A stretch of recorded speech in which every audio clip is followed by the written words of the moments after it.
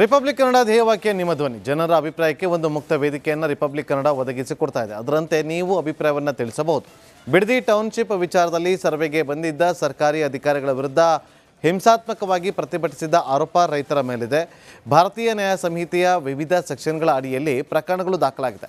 ರಾಜಕೀಯ ಮೇಲಾಟದಲ್ಲಿ ರೈತರು ಕಾನೂನು ಸುಳಿಯಲ್ಲಿ ಸಿಲುಕಿಕೊಂಡ್ರ? ಈ ಬಗ್ಗೆ ನಿಮ್ಮ ಅಭಿಪ್ರಾಯವನ್ನು ನಮಗೆ ಕರೆ ಮಾಡಿ ತಿಳಿಸಿಕೊಡಿ. ನಮ್ಮ ವಾಟ್ಸಪ್ ನಂಬರ್ಗೆ 2 ಲೈನ್ಗಳಲ್ಲಿ ನಿಮ್ಮ ಅಭಿಪ್ರಾಯವನ್ನು ಮೆಸೇಜ್ ಮಾಡಬಹುದು.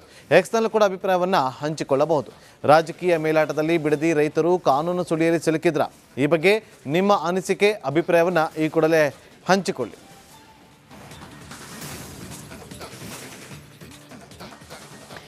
ಇನ್ನು ಈ ಬಿಡದಿಯಲ್ಲಿ ಭೂಸ್ವಾಧೀನ ಪ್ರಕ್ರಿಯೆಗೆ ಸಂಬಂಧಪಟ್ಟಂತೆ ಸರ್ವೆ ಮಾಡಲಿಕ್ಕೆ ಬಂದ ಅಧಿಕಾರಿಗಳ ಮೇಲೆ ರೈತರು ಹಲ್ಲೆ ಮಾಡಿದ್ರು ಅನ್ನೋ ಆರೋಪ ಏನಿದೆ, ಅನೇಕ ರೈತರ ಮೇಲೆ ಕೇಸ್ ಹಾಕಿದೆ ಸರ್ಕಾರ.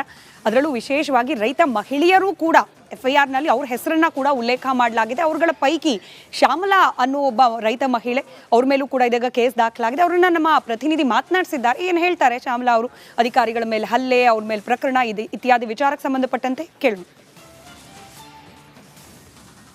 ಒಬ್ಬರು ಲೇಡಿ ಮೇಲೂ ಕೂಡ ಪ್ರಕರಣ ದಾಖಲು ಮಾಡಿದ್ದಾರೆ, ರೈತ ಮಹಿಳೆ ಮೇಲೆ. ಅವರನ್ನು ಕೇಳೋಣ ಏನಾಯಿತು ಏನು ಎತ್ತ, ಮತ್ತು ಈ ಪ್ರಕರಣವನ್ನು ಈ ಕೇಸನ್ನು ಎದುರಿಸೋದಕ್ಕೆ ಅವರು ಎಷ್ಟು ಧೈರ್ಯ ತುಂಬಿಕೊಂಡಿದ್ದಾರೆ, ಮನೆ ಪರಿಸ್ಥಿತಿ ಹೇಗಿದೆ, ಕೇಸು ಕೋರ್ಟು ಹೇಗಲ್ಲಿದ್ದಾರೆ, ಯಾರು ಬೆಂಬಲವಾಗಿ ನಿಂತಿದ್ದಾರೆ, ವಾಟ್ ನೆಕ್ಸ್ಟ್ ಅನ್ನೋದ್ರ ಬಗ್ಗೆ ಹೇಳಿ. ತಾವು ಎಷ್ಟನೇ ಆರೋಪಿ? A7 sir. ನಾನು ಈಗ ಏನು ಮಾಡ್ಬೇಕು ಅನ್ಕೊಂಡಿದ್ದೀರಿ? ಸ್ಥಿತಿಗತಿ ಎಲ್ಲ ಹೇಗಿದೆ? ಏನಿಲ್ಲ ಸರ್, ನಮಗೇನು ಕೇಸ್ ಅಂದರೆ ಏನು ಭಯ ಇಲ್ಲ. ಯಾಕಂದರೆ ಇದು ನಾಲ್ಕನೇ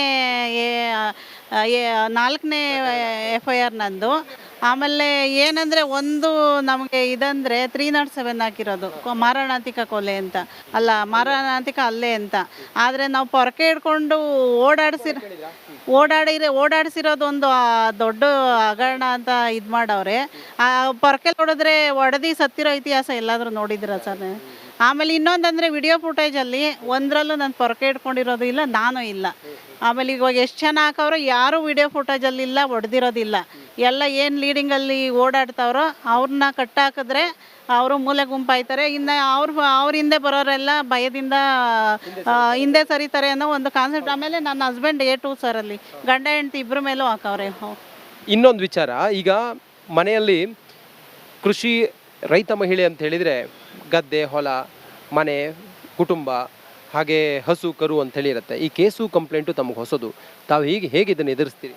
ಏನು ಮಾಡೋಕ್ಕಾಗಲ್ಲ ಸರ್. ಇವಾಗ ನಮ್ಮ ಮನೆ ಆಸ್ತಿ ಉಳಿಸ್ಕೋಬೇಕು ಅಂದರೆ ನಾವೆಲ್ಲ ಥರನೂ ತಯಾರಾಗಬೇಕಾಯ್ತದೆ. ಆಮೇಲೆ ಇವಾಗ ನಮ್ಗೆ ಸುತ್ತಮುತ್ತ ನಮಗೆ ಇಡೀ ರಾಜ್ಯ ರೈತ ಸಂಘದ ಜನ ಇದ್ದಾರೆ. ನಾವು ಅರೆಸ್ಟ್ ಮಾಡಲಿ ಅಂತಲೇ ಅಂದ್ಕೊಂಡಿದ್ದೋ, ಆದರೆ ಇನ್ನು ಅದ್ರ ಬಗ್ಗೆ ಅವ್ರು ಯೋಚನೆ ಮಾಡಲಿಲ್ಲ. ನಮ್ಮನ್ನು ಅರೆಸ್ಟ್ ಮಾಡಿದ್ರೆ ಇಡೀ ರಾಜ್ಯ ರೈತ ಸಂಘದ ಜನ ಜೈಲು ಬರೋ ಚಳವಳಿ ಮಾಡ್ತಾರೆ. ಅರೆಸ್ಟ್ ಮಾಡೋದು, ಆನಂತರ ಕೇಸು ಕೋರ್ಟು ಅಲಿಯೋದು ತಮಗಿದು ಭಾರ ಆಗುತ್ತೆ ಅಂತೇಳಿ ಅನ್ಸೋದಿಲ್ವಾ? ತಾವೇನೋ ತಮ್ಮ ಭೂಮಿಗೋಸ್ಕರ ಹೋರಾಟ ಮಾಡ್ತಾ ಇದ್ರಿ, ತಮ್ಮನ್ನು ಹೀಗೆಲ್ಲ ಮಾಡಿ ನಮ್ಮ ಸಂಕಷ್ಟಕ್ಕೆ ತಂದರು ಅಂತೇಳಿ ತಮ್ಗೆ ಅನಿಸ್ತಾ ಇಲ್ವಾ? ಒಂದು ಮೂಲೆಯಲ್ಲಿ ಅನಿಸುತ್ತೆ ಸರ್, ಆದರೆ ಏನು ಮಾಡೋಕ್ಕಾಗಲ್ಲ. ನಮ್ಮ ಆಸ್ತಿ ಉಳಿಸ್ಕೋಬೇಕು ಅಂದರೆ ಯಾವ ಮಟ್ಟದ ಹೋರಾಟಕ್ಕಾದರೂ ಇಳಬೇಕು, ಯಾವ ರಿಸ್ಕಾದ್ರೂ ತೊಗೋಬೇಕಾಯ್ತದೆ. ನೋಡೇ ಬಿಡೋಣ. ನಾವು ಎಲ್ಲ ಥರ ಚಳಿ ಮಳೆ ಎಲ್ಲ ಬಿಟ್ಬಿಟ್ಟು ಬೀದಿಗಿಳಿದಿದ್ದೀವಿ. ಕೇಸು ಕೋರ್ಟು ಎದುರಿಸೋದಕ್ಕೆ ಲಾಯರು, ಅನಂತರ ಕಾನೂನಿನ ಹೋರಾಟಕ್ಕೆ ಹೇಗೆ ಸಿದ್ಧವಾಗಿದ್ದೀರಮ್ಮ? ಒಬ್ಬರು ಪ್ರದೀಪ್ ಅನ್ನೋ ಲಾಯರ್ ಬಂದಿದ್ರು ಸರ್, ಅವರೇ ಬೇಲ್ಗೆಲ್ಲ ರೆಡಿ ಮಾಡವ್ರೆ. ಆಮೇಲೆ ಇವಾಗ ನಮ್ಮ ಭೂಮಿ ಉಳಿಸ್ಕೋಬೇಕಂದ್ರೆ ಎಲ್ಲ ಮಟ್ಟಕ್ಕೂ ನಾವು ರೆಡಿ ಇರಬೇಕು, ಓಡಾಡ್ತೀವಿ ಸರ್. ಅಂತಿಮ ಘಟ್ಟ ಎಲ್ಲಿವರೆಗೂ ಏನೇನಾಗುತ್ತೋ ಅವ್ರ ಗುಂಡ್ಗೆ ಎದೆ